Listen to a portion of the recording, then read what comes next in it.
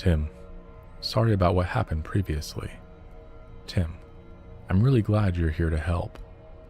Tim, also sorry it's such a fucking mess. I just can't get up to clean it with my back hurting. Tim keeps messaging me.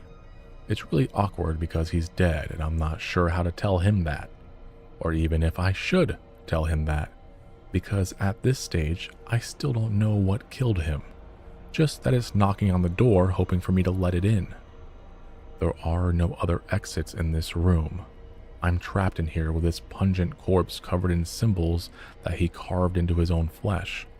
Symbols on every part of him except his right arm that holds the knife. Maggots wriggle in and out of his eyes. It's nauseating. And there's also nowhere to sit but his chair that he is currently congealing into. So I'm huddled here against the door, trying not to touch any of the dried blood that's all over the walls. The knocking pounding on the wood behind me and giving me such a migraine. Meanwhile, my girl Emma keeps texting asking where I am. At the gym, babe, I lie and hope that's not the last text I ever send. In short, I'm having a really, really bad day. But hey, judging by that knocking, it's also going to be a really, really short one. Tim, I probably smell. Haven't been able to shower. I mean, do I tell him he's decomposing and that's why he stinks? Breathing in here is like sipping a smoothie of rotting meat soaked in sewage and marinating in all those maggots. I wet a bandana in one of the beers I took from his fridge, tie it around my mouth and nose, but now it's just the eye-watering stink of death with an accent of hops. Strongly considered holding my breath and just suffocating. Tim, sorry, I have to kill you. By the way, well, let you die. Oh, nice of him to come right out and just say it like that. Me, was that the plan all along, to kill me? Tim, I mean, I kind of thought you'd just open the door, you know, like everyone else. Me, like Dwayne? Tim, I didn't know he was a kid. Me, uh-huh. Tim, it's not fair of you to judge me. I didn't know, okay? And I'm genuinely sorry what's going to happen to you. There's just nothing I can do to stop it. Well then, apparently Tim does realize a lot more than he was letting on. He just doesn't really like to talk about it. I'm guessing what happened is that he fucked up whatever ritual he was attempting, wrote everything out except on that right arm, so now the entity that he only partially summoned is trying to use other victims as hosts, killing them in the process. Or else it's sucking their life out to strengthen itself in order to finish crossing over. Or maybe it's just hungry. Who knows? Regardless, if it succeeds in manifesting on this side of the door, that's bad news bears for everyone. I tap onto my phone. Me. So what happens to me now? Tim. I mean, you already know. Same thing as what happened to everyone else. I close my eyes and lean my head against the doorframe and sigh. Why? I ask. He doesn't answer. His eyeballs are leaking out of his head, after all. His eardrums and all those bits and pieces, like most of him, are just smelly goo. It's only through the digital interface he's been able to interact with me. So I type into Discord. Me. Why? Tim. Why what? Me. Why are you doing this? Since I'm going to die anyways, I'd like to know why. What am I dying for? This is it. I wait for the villain speech because if I can get him to tell me why, tell me the rules, then maybe there's some sliver of chance I can escape this. And I haven't fucked myself by accepting his friend request and inviting that thing to knock on my door. There's a long pause where 3 dots pass across my screen. Tim is writing. He's writing something long. That, or he's writing and editing, changing his mind. I wait, and then the dots disappear. Nothing. What? Is this fucker ghosting me? Me, Tim. Me, Tim. Tim. I don't owe you anything. Me. You literally invited me to my death, but won't tell me why? Tim. What does it matter since you're gonna die anyways? You got your 50, so I owe you nothing. Me. Dude, $50 barely covers the lift to get here. I came here for you, to help you. Tim. Liar. You never gave a shit about me. You're only here for those other people. You've been looking down on me from the second you said hello. Me. Bro. WTF. I never looked down on you. Me. I don't know who you think I am, but I can promise you I'm in no position to judge anyone. Me. Look, as much as you so clearly hate yourself, I promise you I hate myself more. Tim. Who the fuck says I hate myself? And suddenly the tension is so thick you could choke on it. The air has gotten colder and the corpse in the chair has an aura of menace. The overhead lights flicker. Apparently it's not just Discord that Tim's ghost has some influence over. And as the lights wink off, plunging the room into pitch black, save for that foreboding glow of the monitor, I know I have exactly one chance to get this right. Weirdly enough, I'm sort of excited, just like every time I've conned someone and had been nearly caught. Every time the mark was this close to slipping off the line. Only right now it's not money at stakes. It's my actual life. I just have to hope I've been keen enough to read on him and play this right. I tap onto my screen. Me. Whatever judgment you feel, bro, that's coming from you. It's like I'm saying, who am I to judge anyone? Honestly, you're probably doing the world a favor taking me out. For a second, I feel like there's no air in the room at all. Like my heart stopped. The silence lengthens, and despair blooms in my chest. And then, Tim, so why do you hate yourself? I let out a breath. Okay, Jack. Let's do this. Gotta keep Timmy engaged, get him chummy again, and get him to lower his guard by convincing him the biggest loser in this room is me. And then, once he no longer sees me as a threat, hope he's got the answers I need to defeat his buddy knocking outside that door. But alright, one step at a time. One step at a time, right? I tell him why I hate myself. I love myself. Maybe not right now. Right now, a few knock-knocks away from death, gagging on the leftover beer I just guzzled with my chum, the psychotic incel who's planning to kill me. Now's not me at my best, but on a regular day, heck yeah, living the dream. This morning, I woke up next to the best girl in the world, inhaled the syrupy scent of the best pancakes cooked by the best grandma, rolled out of bed and tripped over the best cat. Not that I'm a cat guy, but if I gotta have a cat, this little guy's the best. Then, after breakfast, Emma put a mug of steaming coffee in my hand and kissed my cheek and told me we'll announce our engagement as soon as I get my GED. So, could I please study? She's the kind of girl who never met a test she couldn't ace. High school valedictorian, 4.0 GPA, currently going for her master's in public policy. Me? I dropped out, just don't do well in indoctrination. Standardized tests are all pick the right answers, A, B, or C, and never mind there's a whole alphabet out there. No, you gotta tick the right box. Pull her inside the lines. Your thinking done for you, so be a good cog in the machine. But baby, put me in a box, I'm always gonna claw my way outside it. Anyways, point is, Timmy here is never gonna relate to the self-made huckster Jack. I need to sell him someone on his level. You know they put me in special ed growing up. Normally I don't dig up my skeletons, but right now, for Tim, it's time to yank those old bones from deep in the closet, from under dirty kids' clothes and that elementary school lunchbox.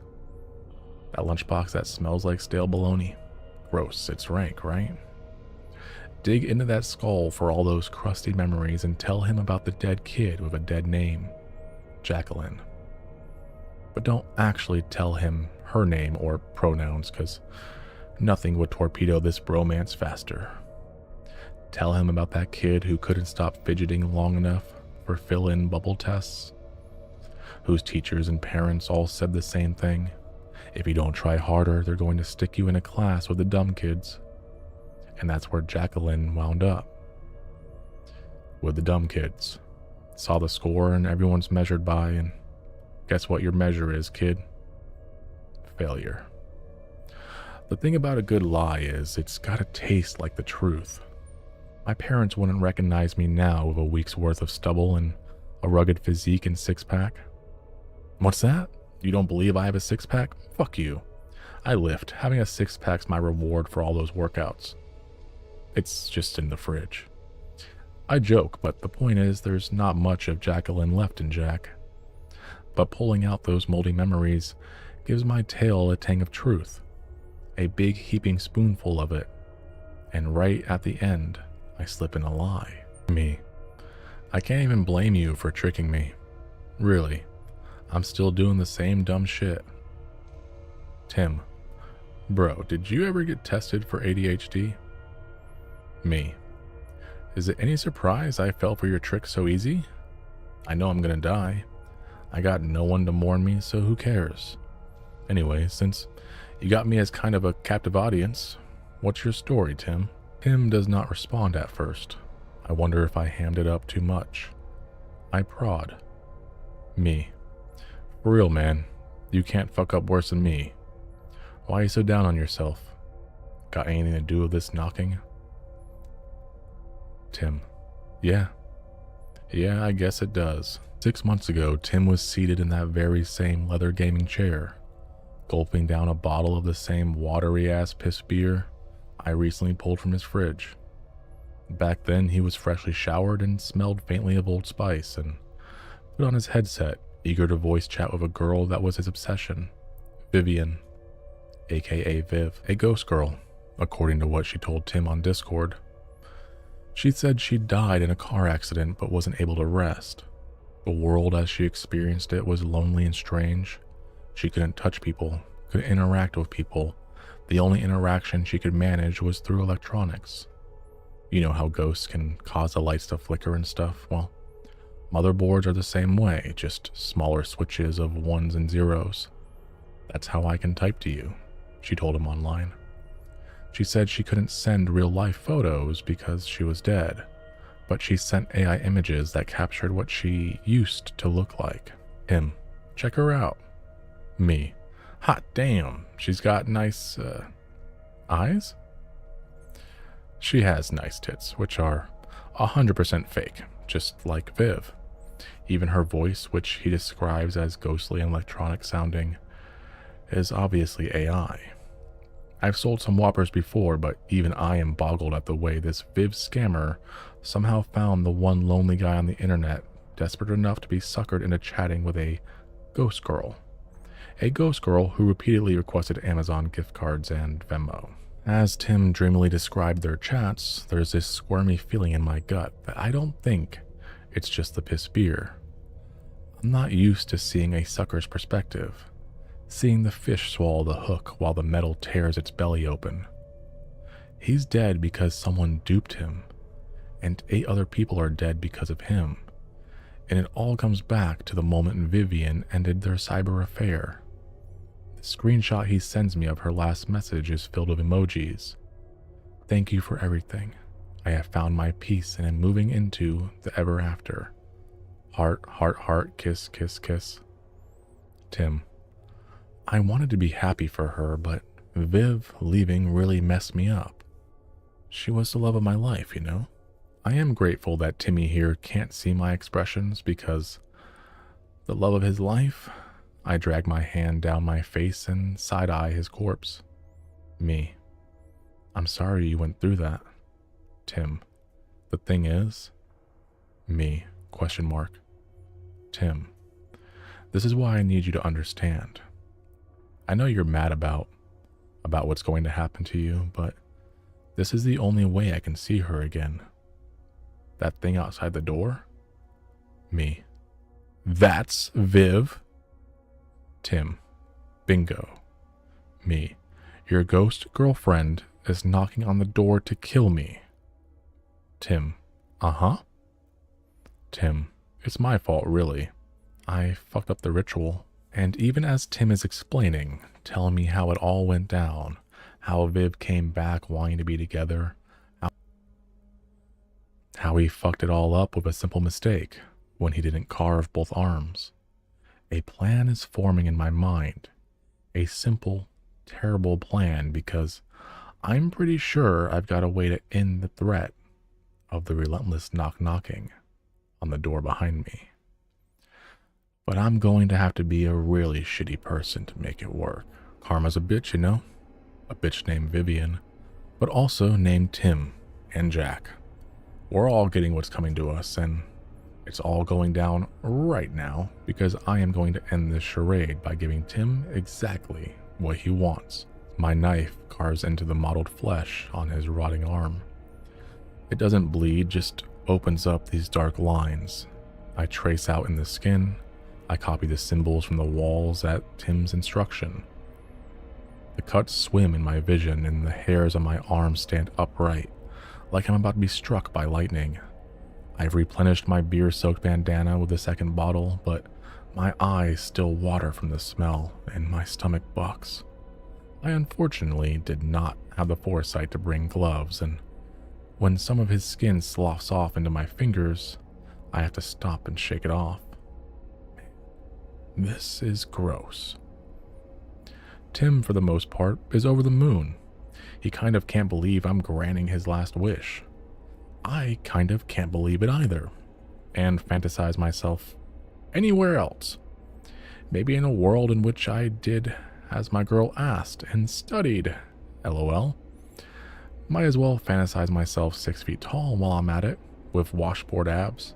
Not that I don't have those, I definitely do, in the right lighting, if you squint. Tim. Holy shit, man. Tim. I cannot thank you enough. Tim. Like TBH, I don't even know how many people she'd have taken if you hadn't shown up. Me. Just want to help you get reunited and no one else dies. Win-win.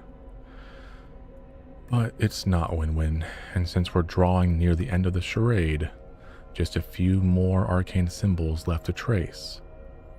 It's time I come clean to you good folks reading at least, before we summon Viv. Right, so, for the record, up until this exact moment, I wasn't in any real danger. I mean, was it scary? Yeah, and did I scream? Also yeah, but that's because I'm a coward. It's a feature, not a bug. Heroism against the paranormal tends to result in a premature doom. Another reason I don't like to involve Emma. The truth is, I intentionally got myself stuck with Tim, letting him sucker me so I could sucker him, and the situation is kind of like a loaded gun. Sure, it could kill me, but consider the rules. Vivian can't harm me unless I open the door and invite her in. And just like I wouldn't pull the trigger on myself, duh, I'm never going to open the door. As for being trapped in this room because of the knocking, realistically, I could call the cops. Emma, anybody, they're not the invitee, so they could open the door for me and let me out.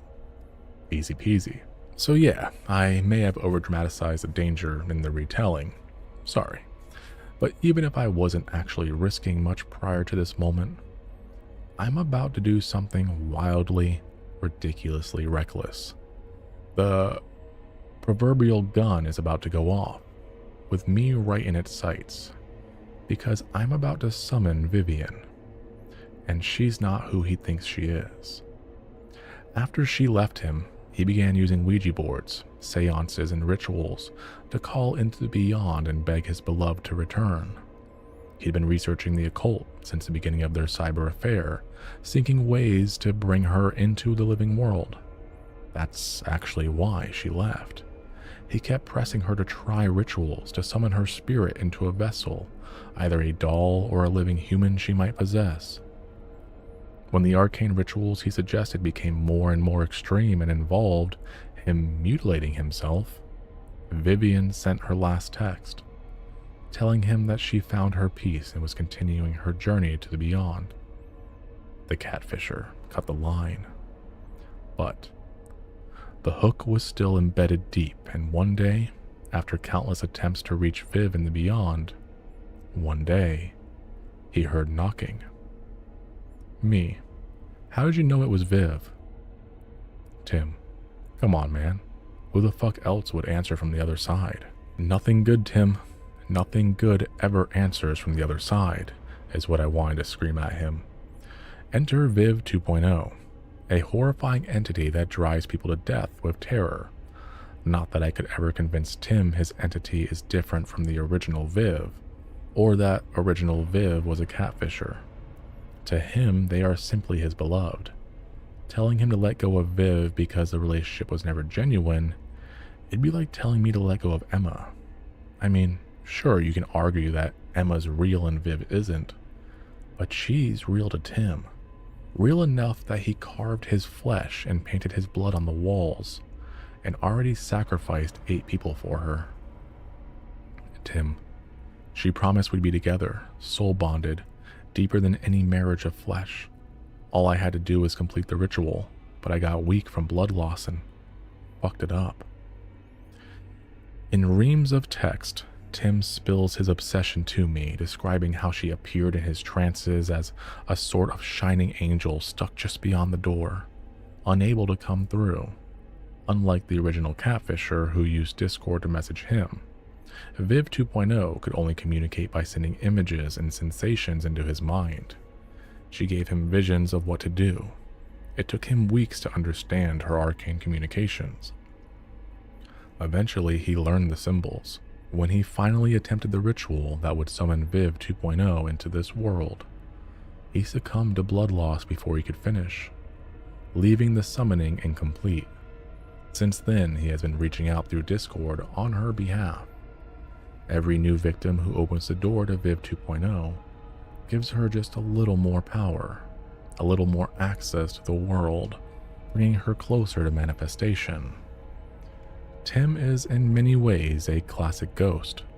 Sure, he's more lucid than most, and his ability to communicate through messaging is rare, likely boosted by his connection to Viv 2.0 and his overall familiarity with the other side prior to his death. Even so, like most ghosts, he's bound geographically to the place he died, able to interact with the physical world, but only in limited ways, and as often happens with spirits, he keeps forgetting he's dead. That's why he keeps citing that his back hurts as the reason he can't get up from his chair. As a result, it hasn't occurred to him that a corpse may not be an ideal vessel for Vivian. That she was expecting a living human to possess, and that fulfilling the ritual now, after he's been rotting for over a week, might not be to her liking.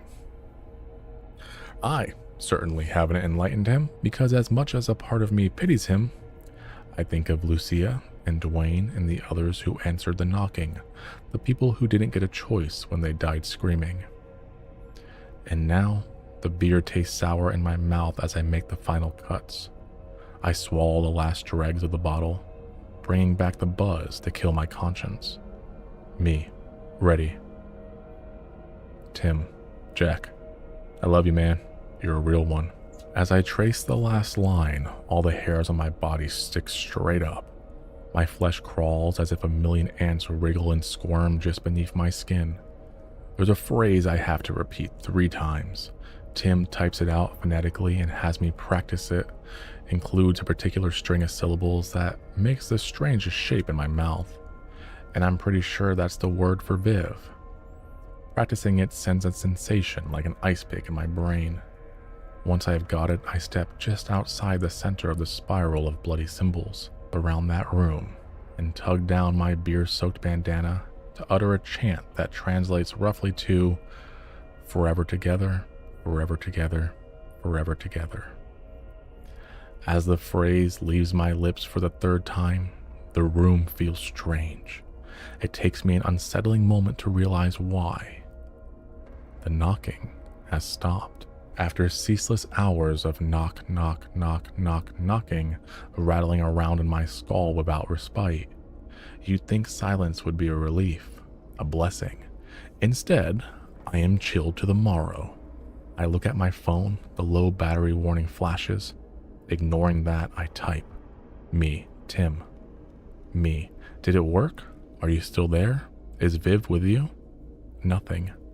The body in the chair hasn't moved. Flies crawl in and out of his sockets. Suddenly I feel very alone. Just me and a rotting corpse. I back away from him, glancing at his glowing monitor. Our Discord chat is up, but no further activity. No 3 dots. No response. After a few moments of standing stock still and petrified, I finally lean over the dead guy and peck at a few keys, checking his message history for any other victims, then turning off the computer. In the dark screen, I catch a glimpse of my face. Anxious black eyes, stubble, spatters of grime. I look shifty, like a thief plotting his getaway. I lean down and disconnect the router and modem, unplug all the power cords and cut through them with my knife. Remove the Ethernet cable and tuck it into my hoodie.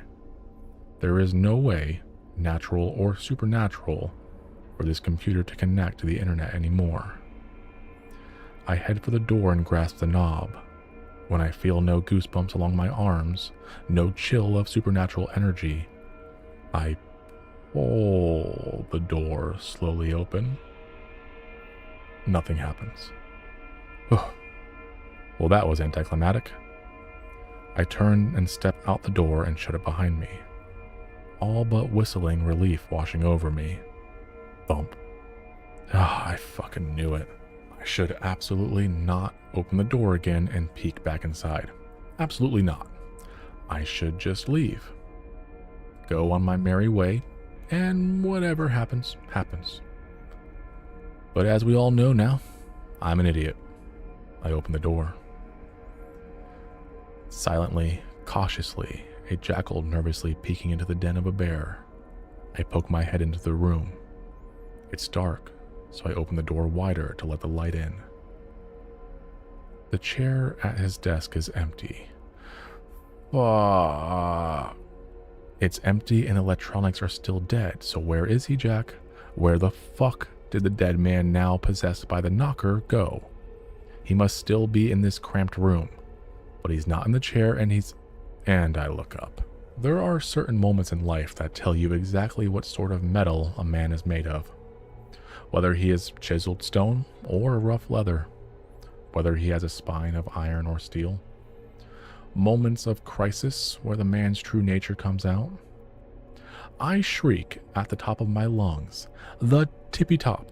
I'm talking notes that choir boys couldn't hit. Somewhere I think glass breaks.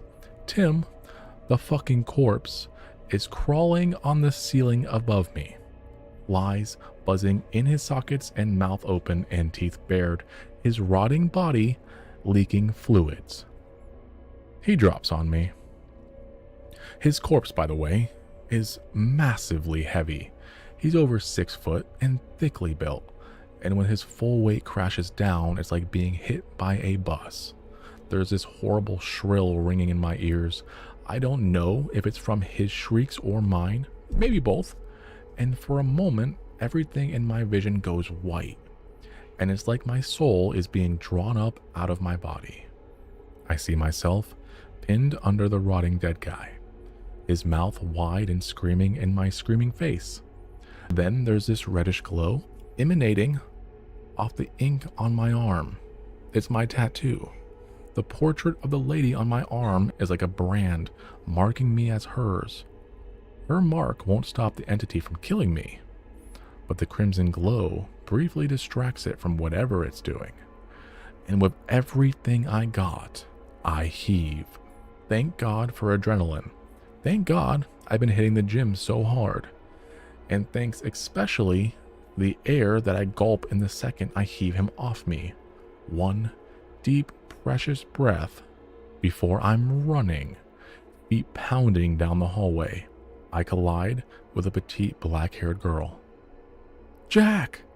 Emma shrieks as we rebound off each other, my momentum taking me into the wall while she sprawls out on the floor.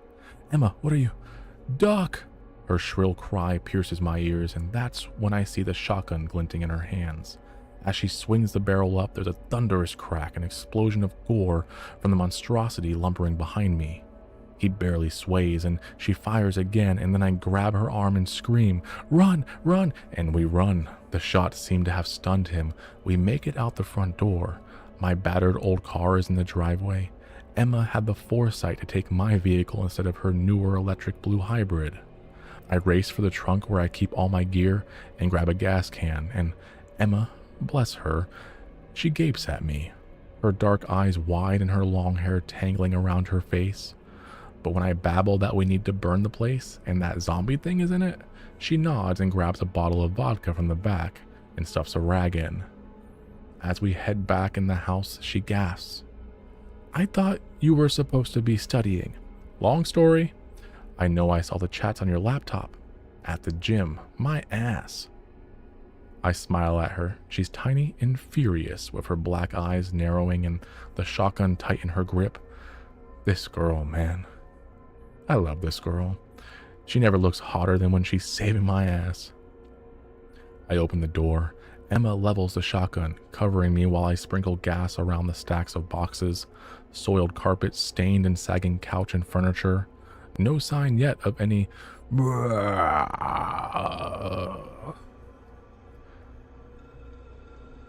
The scream is so loud, Emma and I both jump and scramble.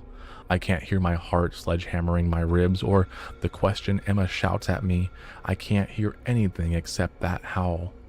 It's the most terrible sound in the world, and when I force myself to ignore all my instincts and follow the sound down that hall, Emma tugs my arm. But I ignore her. I somehow already know what I will find.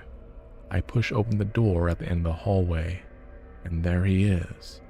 He's slumped in the corner, in the center of all those spiraling symbols, his jaw unhinged in a wide and terrible scream.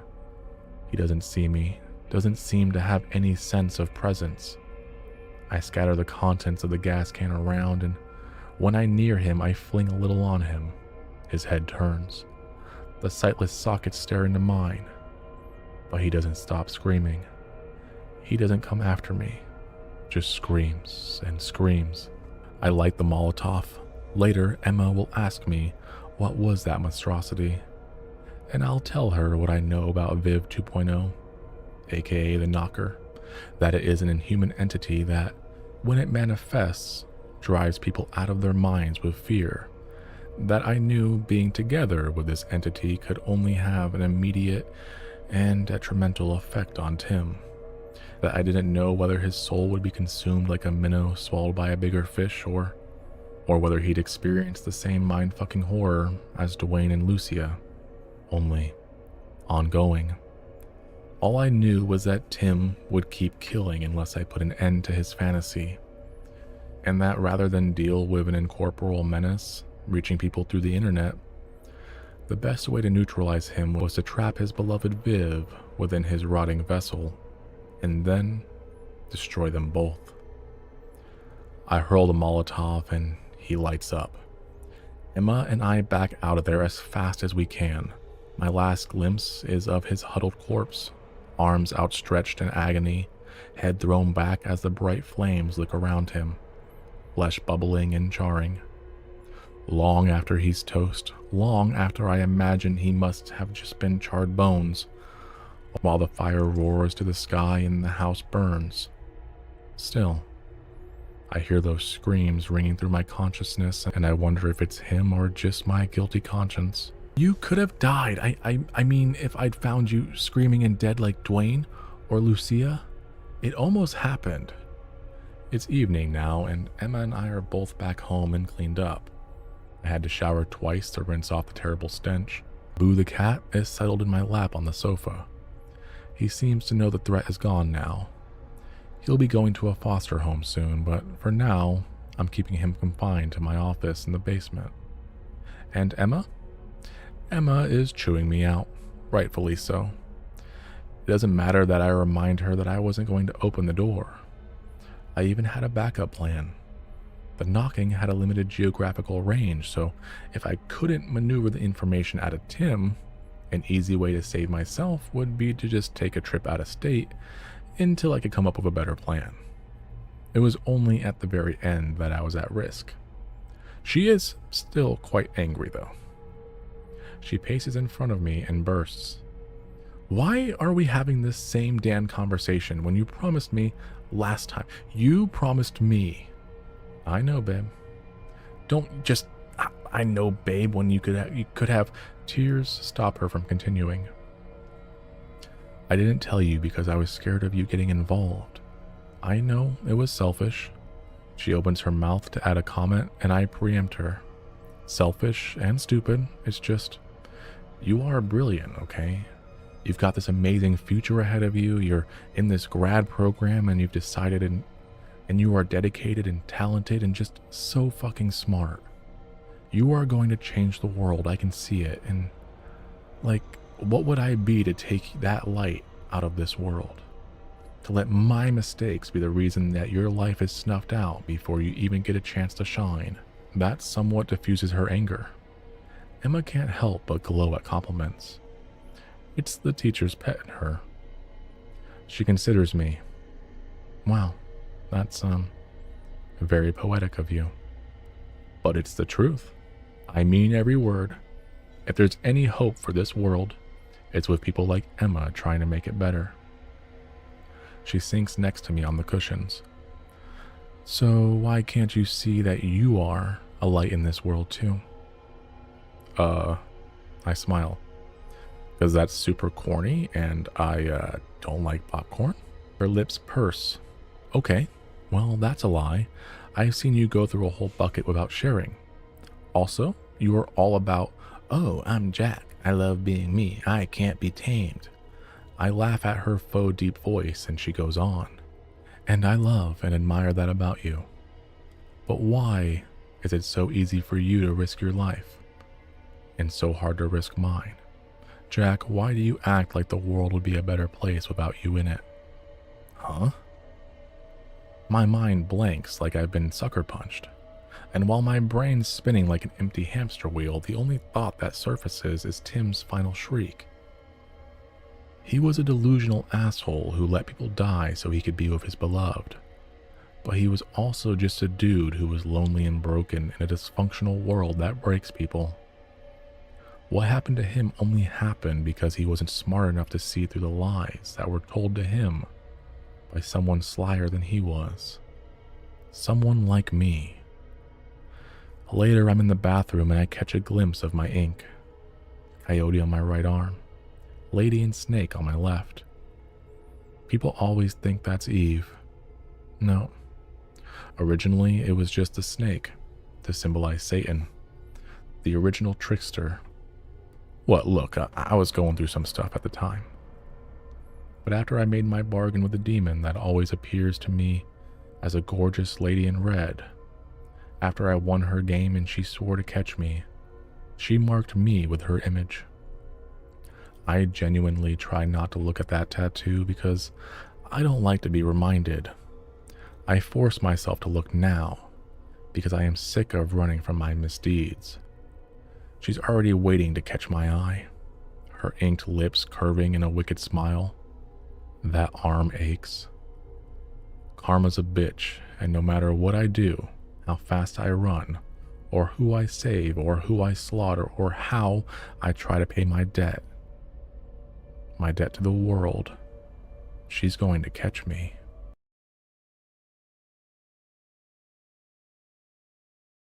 That's all Dead Air Radio has for you tonight. If these stories found you at the right moment, hit that subscribe and like button so more of you can find me. We are building a catalog for everyone, everywhere. And if you really want to take Dead Air Radio with you, we're on Spotify and everywhere you listen to podcasts. Search Dead Air Radio, hit follow, and I'll be in your ears wherever you want to take me. I'm MrMcGrinn. See you at the next transmission. And if you need something more right now, check this one out.